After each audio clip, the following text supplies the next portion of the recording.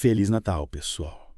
É véspera de Natal, sei que tá todo mundo pensando em festa, ceia, presente, mas a gente aqui no Deep Dive tem um presente especial para você. É isso aí. Um mergulho profundo, essa nova resolução do CNJ sobre permuta de juízes. Hum. Trocar de lugar com um colega de estado, de cidade, que é isso que essa resolução propõe. Uma verdadeira dança das cadeiras no judiciário brasileiro. E pode acreditar, isso é muito importante para quem está se preparando para a magistratura. É verdade. Inclusive, um abraço para a turma do professor Juliano, que está acompanhando o módulo de formação humanística. Essa resolução é basicamente o presente de Natal deles, né? É, com certeza, uma leitura obrigatória. A resolução N603, de 13 de dezembro de 2024, ela tem potencial para mudar bastante a dinâmica da carreira. Os juízes geralmente são vinculados a uma região específica. Mas, com essa possibilidade de permuta entre tribunais estaduais, as coisas podem ficar bem interessantes. A gente vai desvendar tudo para você. O que motivou essa mudança, quem pode participar, como funciona na prática e, claro, o que acontece com a vara que o juiz deixa para trás. Começando pelo começo, né? Essa resolução não surgiu do nada. É. Ela é fruto da emenda constitucional no 130, aprovada lá em 2023. Só que a emenda era só o pontapé inicial, sabe? Ela abriu Sim. possibilidade da permuta, mas faltava organizar, né, as regras do jogo. Aí entre CNJ com essa resolução detalhada. Então, a emenda abriu a porta e o CMJ colocou a fechadura, a maçaneta Isso. e até o capacho de boas-vindas. Exatamente. E essa casa da permuta tem algumas regras bem específicas para quem quer entrar. Nem todo mundo pode participar dessa troca, sabia? É mesmo. Ah. Qual seria o perfil do juiz não permutável? Me explica isso. Olha, para começar, se o juiz estiver em processo de vitaliciamento ou respondendo a algum processo administrativo disciplinar, ele já está fora do jogo. Faz sentido, né? Imagina a confusão se um juiz com pendências sérias resolvesse se mudar de estado bem no meio de um processo importante. E tem mais. Juízes que tenham acumulado processos sem justificativa recebido penalidades recentes. Ou que estejam prestes a se aposentar também não podem participar. Nossa, quanta restrição! Parece que o CNJ quer garantir que só os juízes com a ficha limpa e em plena atividade possam participar dessa permuta, né? Mas pensando bem, faz sentido. Afinal, a ideia é movimentar o judiciário de forma positiva, sem criar problemas ou instabilidades. Concordo plenamente. É como se o CNJ estivesse dizendo: olha, se você quer participar dessa dança das cadeiras, precisa estar com tudo em ordem, pronto para assumir um novo desafio em outro estado. E como funciona essa dança na prática? É só um juiz pedir para ir para outro estado e pronto. De nada. É um processo bem estruturado, com várias etapas. Primeiro, os dois juízes interessados na permuta, porque a troca precisa ser mútua, né? Precisam formalizar o pedido aos seus respectivos tribunais. Aí, cada tribunal abre um processo administrativo para analisar a situação. Opa, 2 processos. Então os 2 tribunais precisam concordar com a permuta. Sim, exatamente. E essa análise não é só uma formalidade, não. Os tribunais vão checar tudo. Currículo, histórico funcional. E até podem pedir uma inspeção na vara do juiz para ter certeza de que tudo está em ordem e que a permuta não vai prejudicar o andamento dos processos. Uau, que rigoroso. Mas e se mais de um juiz quiser ir para o mesmo lugar? Como eles decidem quem vai? Boa pergunta. Aí entra um sistema de desempate. O primeiro critério é o tempo de exercício na carreira, começando lá desde a época de juiz substituto. Depois, eles consideram um tempo no cargo atual. Sua experiência conta bastante. Sem dúvida. E se o empate persistir, o próximo critério é a idade do juiz. E, por último, eles consideram a preservação na unidade familiar. Ou seja, se o juiz tiver família no estado para onde quer se mudar, ele leva uma vantagem. É como se o CNJ estivesse pensando no bem-estar do juiz e da sua família, né? Exatamente. A ideia é que a permuta seja uma mudança positiva para todos os envolvidos, e não motivo de estresse ou problemas familiares. Faz todo sentido. E depois dessa análise toda, como as coisas andam? Se tudo estiver certo, os tribunais publicam editais com os nomes dos juízes habilitados. Aí, abre-se um prazo para, digamos, reclamações ou novas manifestações de interesse. É para garantir que tudo seja feito às claras, com direito à ampla defesa e tudo mais. Parece que o CNJ pensou em cada detalhe para garantir que a permuta seja justa e transparente. Mas e a questão da antiguidade? Você mencionou que o juiz pode ir para o fim da fila no novo tribunal. Me explica como isso funciona. Essa parte é interessante e um pouco polêmica. A resolução define que os juízes permutantes serão classificados no último lugar na ordem de antiguidade do novo tribunal, na mesma entrância, categoria ou grau que ocupavam antes. Espera aí. Então, um juiz experiente pode perder toda a sua antiguidade ao se mudar para outro estado, mas isso não parece meio injusto. É aí que a coisa pega. É claro que parece injusto para o juiz que está se mudando, mas pense pelo lado do tribunal que está recebendo esse novo juiz. Imagine confusão se ele chegasse furando a fila dos colegas que já estão lá há anos, construindo sua carreira. Verdade. É Pra- uma bagunça. Exatamente. Mas então, me explica melhor essa questão da entrância.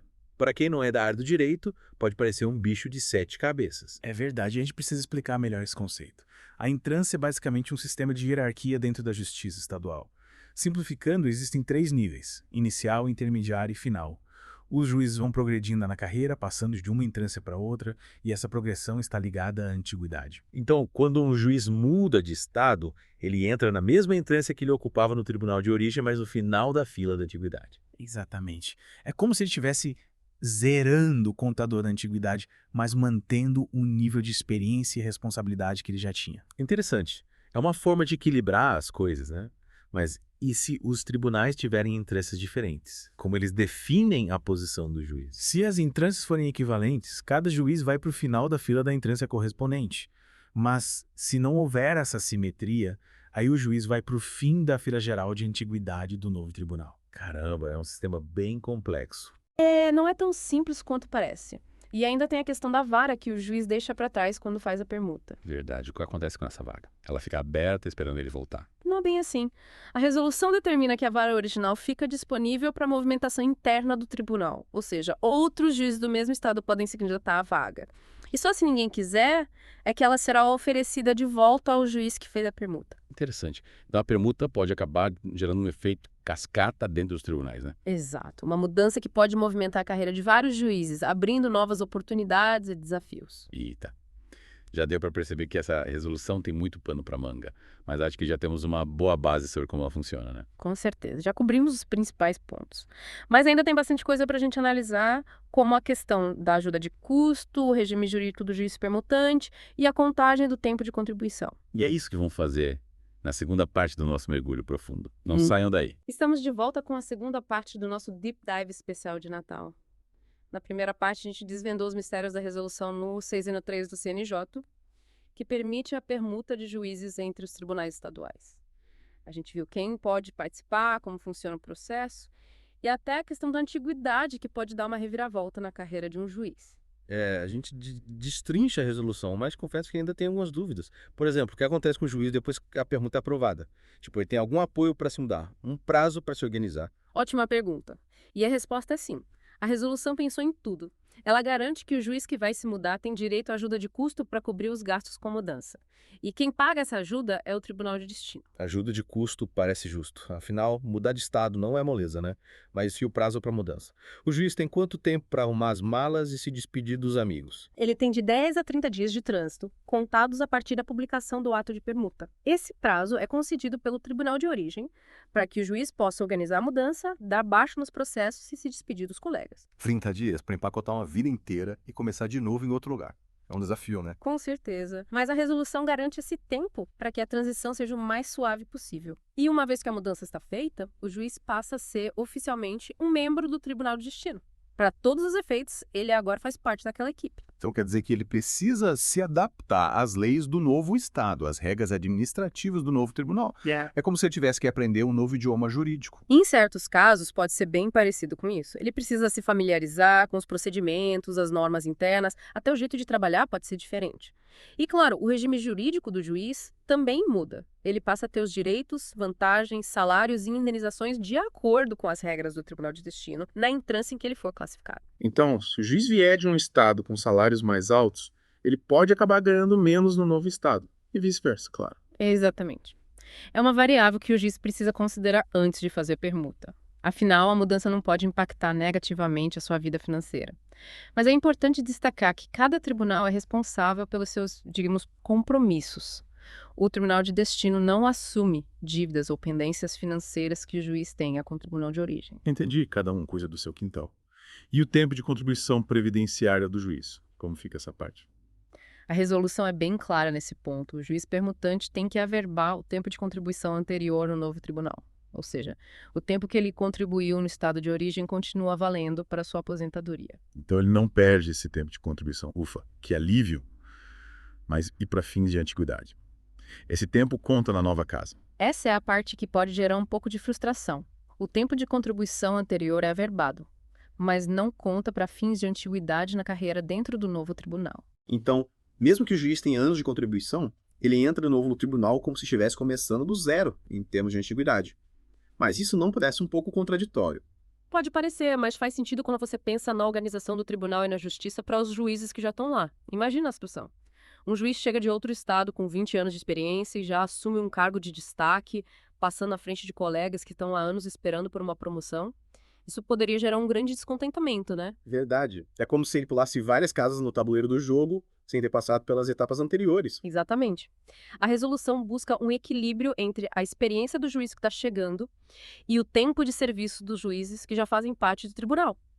É como se ele estivesse iniciando um novo capítulo na carreira, mas com a bagagem de conhecimento e experiência adquirida ao longo dos anos. E como funciona a parte prática da transferência da Previdência? Os tribunais precisam se comunicar para acertar a transferência dos valores. Sim, a resolução prevê que os tribunais envolvidos na permuta devem informar os órgãos previdenciários para que haja compensação financeira entre eles, de acordo com a legislação. É como se os tribunais fizessem um acerto de contas para garantir que o juiz não seja prejudicado na sua aposentadoria. Parece que tudo foi pensado nos mínimos detalhes para garantir que a permuta seja justa e transparente, tanto para os juízes quanto para os tribunais. Me impressiona como o CNJ se preocupou em cobrir todos os aspectos dessa mudança, desde a mudança em si até a parte financeira e previdenciária. É verdade. O CNJ fez um trabalho minucioso para regulamentar essa nova possibilidade, que tem um potencial enorme para movimentar o judiciário brasileiro e promover a troca de experiências entre magistrados de diferentes regiões. É realmente uma mudança significativa, com certeza vai dar o que falar. Mas me diz uma coisa. Com a resolução aprovada, os tribunais já podem começar a fazer as permutas. Tipo, a partir de amanhã já teremos juízes de mala pronta. Calma, ainda não é para já. Falta um último passo. A resolução dá um prazo de 90 dias para que os tribunais estaduais editem normas complementares, definindo as regras e procedimentos específicos para a permuta em seus âmbitos locais. Ou seja, cada tribunal vai ter que criar suas próprias regras, mas dentro do que foi estabelecido pelo CNJ. É como se fosse um guia geral com espaço para adaptações regionais. Exatamente. E é importante que os juízes interessados na permuta fiquem atentos às normas do seu tribunal, porque cada estado tem suas peculiaridades e o processo pode variar um pouco de um lugar para outro. Com certeza. É muita informação para processar, mas acho que agora já temos uma visão bem completa de como funciona essa permuta de juízes. Mas ainda falta falar sobre o impacto dessa mudança do judiciário, né? Verdade. Essa é a parte mais interessante e é o que vamos discutir na terceira parte do nosso programa. Então não perca a última parte do nosso Deep Dive especial de Natal. A gente volta já já para desvendar os mistérios e as possíveis consequências dessa nova era de troca no judiciário brasileiro. Discamos a parte final do nosso Deep Dive especial de Natal. Já desvendamos os mecanismos da Resolução 603 do CNJ, que permite a permuta de juízes. Mas, como dizem por aí, o pulo do gato está nos detalhes, né? O que essa mudança realmente significa para o futuro do judiciário brasileiro? É essa a grande questão. A gente pode analisar a resolução, entender cada ponto, cada vírgula, mas o impacto real dela no dia a dia da justiça ainda é uma incógnita. Ela abre um leque enorme de possibilidades, mas com toda mudança também traz consigo uma série de desafios e perguntas. E é por isso que a gente está aqui, né? Para te ajudar, nosso ouvinte, a ir além da superfície, a pensar criticamente sobre essa nova realidade. Porque não basta só entender as regras do jogo. A gente precisa entender as consequências, os impactos, as nuances. Perfeito. E para começar essa análise mais profunda, eu te pergunto, o que essa permuta pode representar para o futuro da magistratura no Brasil? Que tipo de juiz essa resolução está moldando? Olha, me arrisco a dizer que a gente pode estar caminhando para um judiciário mais diverso, com juízes de diferentes regiões, com diferentes experiências, trocando ideias, práticas.